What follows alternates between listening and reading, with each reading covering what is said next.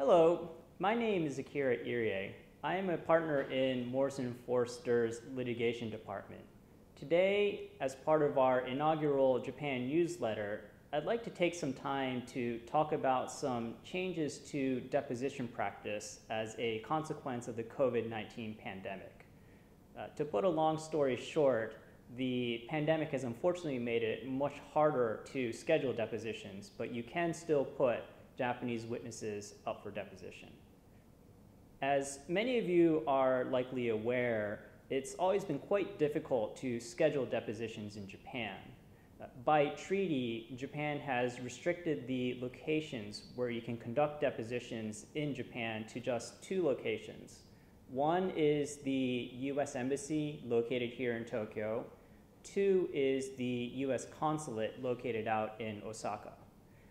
In order to do a deposition at one of these locations, you need to apply for a special court order, and you also need to reserve space at the embassy or the consulate. Unfortunately, the pandemic has basically put a stop to this practice.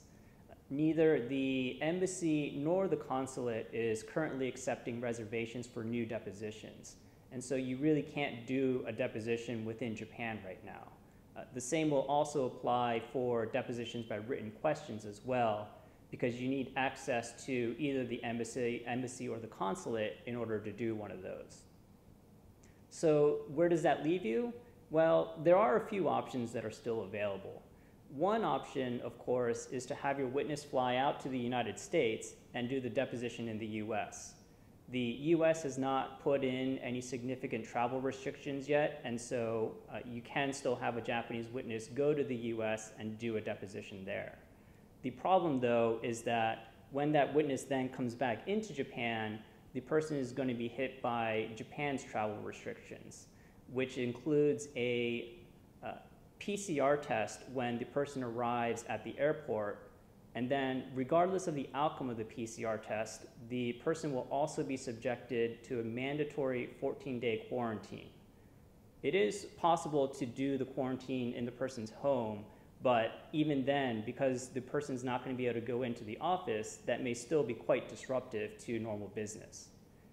If the mandatory quarantine for U.S. travel is not a good option for you, another option to consider may be Japan's new business track travel program. As part of its efforts to open up Japan to more international commerce, the Japanese government has been in negotiations with several countries to kind of ease the travel restrictions. As of this video, Japan has entered into an agreement with Singapore that will allow a Japanese person to travel to Singapore, conduct business in Singapore, and then fly back to Japan, all without triggering the mandatory quarantine requirement. So from that sense, this is an attractive option for deposition scheduling, because if you can get a witness into Singapore, you're basically free to do the deposition wherever you want within Singapore. There are, however, 4 significant requirements on this program. The first requirement is that the witness will need to have a Singapore-based organization apply for a special visa on behalf of the traveler.